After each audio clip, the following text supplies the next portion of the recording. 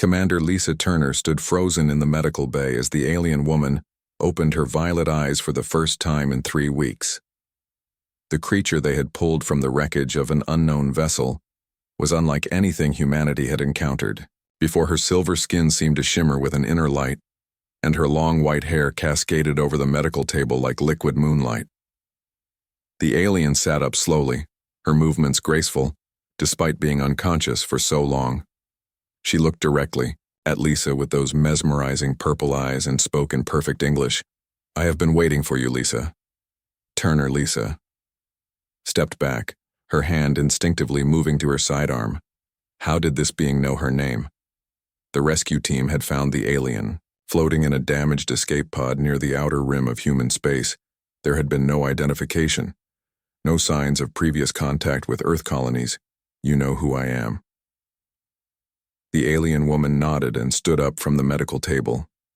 She was tall, nearly 6 feet, with an elegant build that spoke of both strength and grace. Her features were humanoid but refined in a way that seemed almost too perfect. "I know many things about your species, Lisa Turner. I know you are one of your military leaders. I know you have lost people you cared about in the war with the Keth Empire. I know you blame yourself for decisions that saved thousands but cost dozens." Lisa felt her blood run cold. The Keth War was classified information. The battles she had fought, the choices she had made were buried in military files that even most admirals could not access. How could this alien know such details? "My name is Zara. I come from a world your people have never seen, but I have been watching humanity for longer than you might believe." Dr. Amanda Foster rushed into the medical bay, having been alerted that their patient was awake. She stopped short when she saw the alien woman standing and speaking. Amanda looked between Lisa and Zara with confusion and concern. "This is impossible. She was in a coma with severe injuries from radiation exposure. Her cellular structure was unlike anything we understood. How is she even standing?" Zara turned to Amanda with what might have been a smile. "My people heal differently than yours, Dr. Foster. We are more resilient than we appear. Your medical scans could not detect how our biology truly functions." Lisa stepped forward, keeping herself between Amanda and the alien. "Who are your people? Why were you in that escape pod? What do you want from us?" Zara walked to the viewport that looked out into space. Her movements were fluid, almost hypnotic, as she gazed at the stars. "My people are called the Nyx. We have been observers of this galaxy for millennia. We do not interfere in the development of younger species, but sometimes circumstances require intervention." She turned back to face Lisa. "The Keth Empire that threatens your colonies. They are not what you believe them to be. They are not merely another aggressive species seeking territory. They are something far worse. They are the remnants of a civilization that my people failed to stop long ago." Amanda checked her medical scanner again, but the readings made no sense. The alien woman showed signs of cellular activity that defied every law of biology they understood. "The Keth were once like you," Zara continued. "They were curious explorers who reached for the stars with hope and wonder.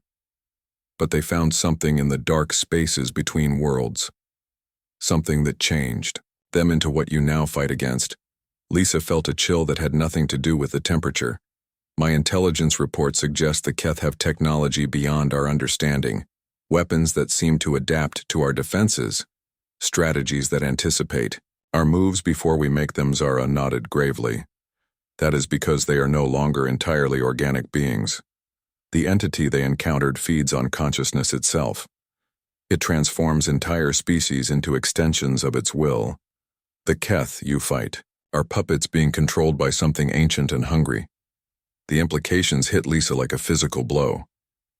If what Zara claimed was true, then the war humanity was fighting was not against another species, but against something that could potentially convert humans as well. "Why are you telling us this? What does your people plan to do about it?" Zara approached Lisa slowly, her purple eyes intense with purpose. "My people made a grave error when we first encountered this entity. We chose not to act. Believing that isolation would protect us, we were wrong. The entity has grown stronger with each species it has consumed. Now it threatens to spread beyond this galaxy. She reached out and placed a hand on Lisa's shoulder. The touch was warm, despite the silver skin. My ship was not damaged by accident. I was sent to find you, specifically Lisa Turner. Your military record shows a pattern of unconventional thinking. You have succeeded where others failed because you see solutions that others miss. Lisa felt a strange sensation where Zara touched her, as if some kind of energy was flowing between them. What do you need from me? The Nyx have technology that could help humanity fight this entity, but we cannot act directly. Our own laws prevent us from taking aggressive action against other beings. However, if humanity were to request our assistance, if a human commander were to formally ask for our help, then we could provide the tools you need to save your species. Amanda stepped closer, her scanner now detecting energy readings that seemed to emanate from both Lisa and Zara. Commander, I'm reading some kind of electromagnetic field building around both of you. This could be dangerous. Zara released. Lisa's shoulder and the sensations faded. Have shared with you a portion of my knowledge, Lisa Turner. You now understand the true scope of what threatens your people. The choice of what to do with this information is yours alone. Lisa looked out at the stars, knowing that somewhere among them the real enemy waited. The Keth were just the beginning of something that could end, not just humanity but potentially all life in the galaxy. If I agree to this alliance, what guarantees do I have that your people will not simply replace the Keth as our masters? Zara's expression became almost sad. The Nyx are a dying people.